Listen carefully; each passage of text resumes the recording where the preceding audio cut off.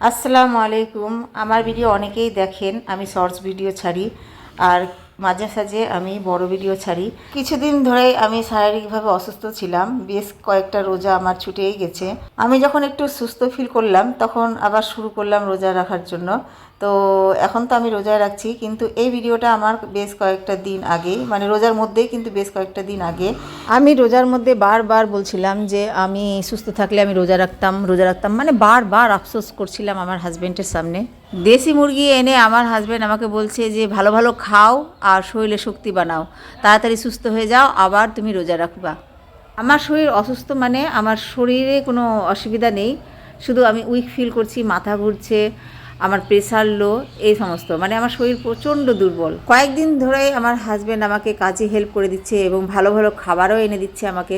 এটাকে আমি ভালোবাসা বলবো না তার স্বার্থে এই কাজগুলো করছে এবং আমাকে তাড়াতাড়ি শক্তিশালী হতে বলছে।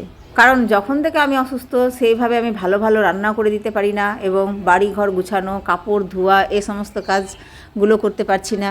তার জন্য আমার হাজব্যান্ডের অসুবিধাও হচ্ছে। তো এই কারণে হয়তো আমাকে খাওয়াচ্ছে ভালো ভালো আর আমাকে শক্তিশালী হতে বলছে, মানে আরও তুমি তাড়াতাড়ি কাজ করো।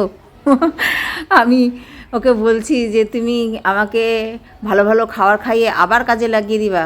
সময় সময় আমার মনে হয় যে আমি দাসী। না না, দাসী না, অধম দাসী। মানে দাসীতে তবুও একটু কাজের সীমারেখা আছে, আমার তো কাজের সীমারেখাই নেই।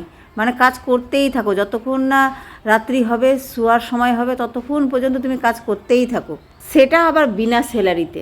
যখন আমার বয়সটা কম ছিল তখন আমি খুব আনন্দের সঙ্গে বাড়ির সব কাজকর্মগুলো করতাম এবং আমাকে বাড়িটাতেই বেশি ভালো লাগতো। আমি বেশি ঘুরতে যেতে পছন্দ করতাম না, ঘুরতে যেতাম না। আমি বাড়ির গুছিয়ে টাছিয়ে নিজের বাড়িটাকে দেখতাম আর আমার মনটা খুব ভালো লাগতো। এখন এই বয়সে এসে আমার মাথায় একটাই কথা ঢুকে গেছে যে আমি এতদিন কি করলাম। এতদিন আমি বিনা স্যালারিতে আমার হাজব্যান্ডের কথা শুনে এত কাজ করে দিলাম। মানে ধুপির কাজ থেকে শুরু করে, বাসন মাজার কাজ থেকে শুরু করে, রান্না বান্নার কাজ থেকে শুরু করে, বাচ্চাদেরকে পড়াশোনার কাজ, বাড়ির দায়িত্ব নেওয়ার কাজ, মানে ম্যানেজমেন্ট কাজ, সব কাজই আমি করলাম বিনা স্যালারিতে।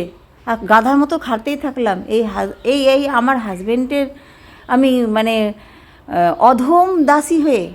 আমার বাপের বাড়ির পাশেই সব মাস্টার আছে, মাস্টারের ওয়াইফ, এরা বলতো যে আমার কথা বলতো যে সাবানা খুব বুদ্ধিমান, গুণবতী, এরকম বলতো, কাজকর্ম খুব সুন্দর, এইগুলো মানে সুনাম করতো। তো আমি ভাবতাম যে আমি বুদ্ধিমতী।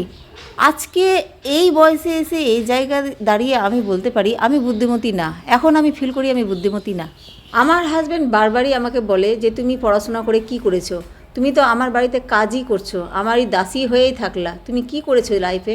এই কথাগুলো যখন আমি শুনি সত্যি আমি তখন ভাবি যে আমাদের বাড়ির পাশে যারা বলছিল আমাকে বুদ্ধিমতী, আসলে রং। তারা আমাকে ভুল বলেছে যে আমি বুদ্ধিমতী। সত্যিই যদি বুদ্ধিমতী হতাম তাহলে আমি সংসার করার সঙ্গে সঙ্গে নিজের পরিচয় তৈরি করতাম। এই বয়সে এসে নিজের লাইফটা আমার ব্যর্থ মনে হচ্ছে।